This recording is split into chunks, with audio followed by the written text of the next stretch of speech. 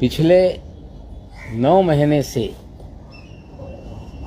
जब से हमारे दामाद को नाजायज़ तरीके से फंसाया गया, 8.5 महीना जेल में रहकर आया और 12 अक्टूबर को कोर्ट के आदेश में स्पष्ट हो गया कि धाराएं गलत तरीके से लगाई गई और हम उसको लेके हाई कोर्ट में मामला निरस्त करने के लिए जाएंगे। आगे कानूनी लड़ाई है वो लड़ेंगे।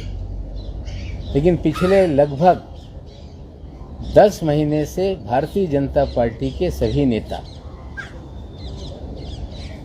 नवाब मलिक ड्रग के कारोबार से जुड़ा हुआ है, उनका दामाद जेल में है और कोई ऐसा नेता नहीं था जिसने इस तरह के बयान नहीं दिए। लेकिन बहुत सारे नेता ऐसे हैं महाराष्ट्र में भारतीय जनता पार्टी के, जिनका ड्रग के कारोबारियों से घनिष्ठ रिश्ते हैं। आज सभी नामों की चर्चा नहीं होगी, लेकिन मैं आपको बता दूं कि एक व्यक्ति है जयदीप राणा। मैंने अपने ट्विटर पे उसका फोटो डाला है। हम बताना चाहते हैं देश को कि जयदीप राणा जेल में बंद है। जो दिल्ली का केस है 8/40 DZU 2020 का ड्रग ट्रैफिकिंग के केस में गिरफ्तारी हुई है, लेकिन उनके रिश्ते महाराष्ट्र के पूर्व मुख्यमंत्री श्री देवेंद्र फडणवीस जी से भी हैं। आपको बता दें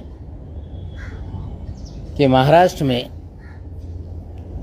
जब वे मुख्यमंत्री थे, मुख्यमंत्री रहते समय उनकी पत्नी ने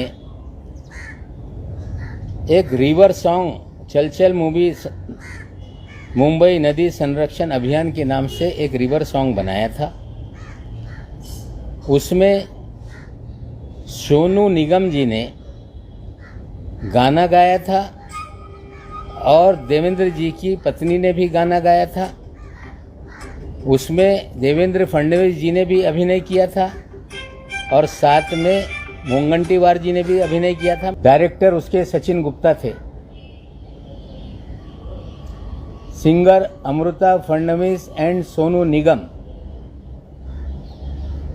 उसको म्यूजिक दिया था, जो गाना लिखा था वो अभिजीत जोशी जी ने।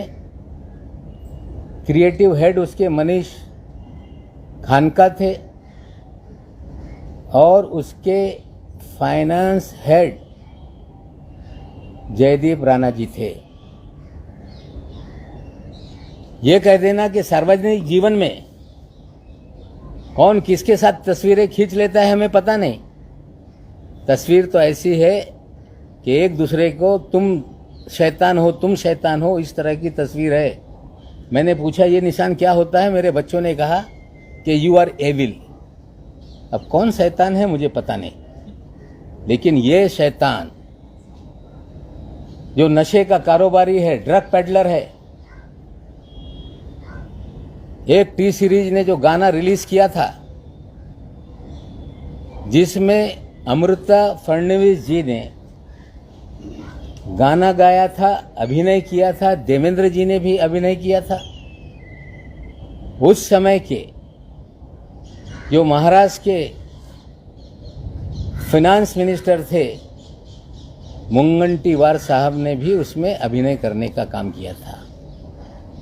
ये कह देना कि हमसे कब मिले हम नहीं जानते, फिर बचाव करेंगे कि मुझे मालूम नहीं था ये कौन आदमी फाइनेंशियल हेड बन गया।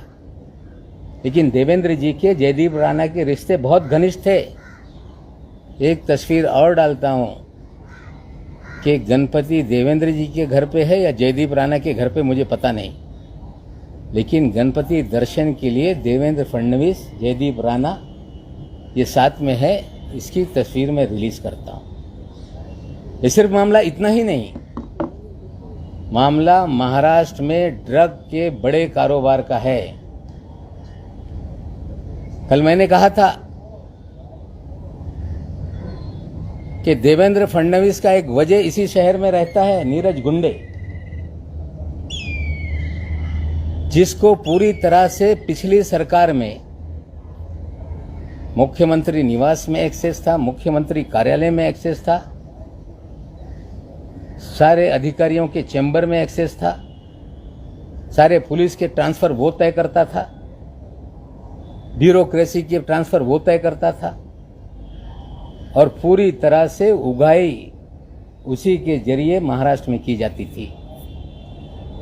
और देवेंद्र जी जब भी नई मुंबई की तरफ, पूना की तरफ प्रस्थान करते थे तो शाम में उनके घर में हाजिरी लगती थी और लगातार नीरज गुंडे के घर पर वो बैठते थे और वहीं से सारा देवेंद्र जी का माया जाल चलता था। सरकार बदलने के बाद महाराष्ट्र में जो भी केंद्रीय एजेंसियां हैं, चाहे ईडी हो, चाहे सीबीआई हो, चाहे इनकम टैक्स हो, चाहे एनसीबी हो, यही देवेंद्र जी का वाजे सारे कार्यालयों में फिरता नजर आ रहा है। अधिकारियों के तबादले में भी करोड़ों रुपए वसूले जा रहे हैं। समीर दाऊद वानखेड़े, जो पिछले 14 साल में इस शहर में लगातार अलग अलग विभाग में काम करता है, उसके भी तबादला करने के पीछे महाराष्ट्र के पूर्व मुख्यमंत्री देवेंद्र फडणवीस हैं और उसे लाया इसीलिए गया कि आप पब्लिसिटी करके नाजायज लोगों को फंसाया जाए और ड्रग का खेल इस मुंबई और गोवा में चलता रहे, इसलिए समीर वानखेड़े को लाया गया। बड़े बड़े ड्रग पेडलर, चाहे वो काशिफ खान हो, उसे छोड़ दिया जाता है। ऋषभ सचदेवा को, आमिर फर्नीचर वाला को और प्रतीक गाबा को छोड़ दिया जाता है। सारा ड्रग का खेल ये देवेंद्र जी के इशारे पे इस राज्य में चल रहा है। जिम्मेदारी से कहता हूं कि प्रतीक गाबा कौन है,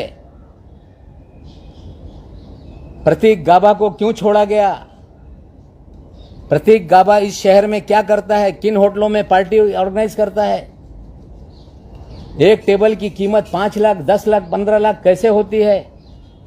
मैं आज प्रतीक गाबा के बारे में नहीं बताऊंगा, लेकिन इस खेल में प्रतीक गाबा सबसे बड़ा किरदार है, जो आने वाले दिनों में उसको हम आप लोगों के सामने रखेंगे। पूरा ड्रग का मास्टरमाइंड, ड्रग के खेल का मास्टरमाइंड, हमें लगता है महाराष्ट्र का पूर्व मुख्यमंत्री है क्या, यह सवाल हमारे दिमाग में खड़ा हो रहा है। क्यों नीरज गुंडे जाकर बैठता है, क्यों बीजेपी के लोग छूट जाते हैं और ये कह देना कि मेरा कोई संबंध नहीं, यही कहेंगे कि हमें पता नहीं था, पता था। आपके नाक के नीचे ड्रग का धंधा चलता रहा। कई ऐसी तस्वीरें हम आगे लाएंगे, जो ड्रग पेडलर हैं, जो भारतीय जनता पार्टी में हैं थे, वो सारी चीज़ों को धीरे धीरे खोलेंगे।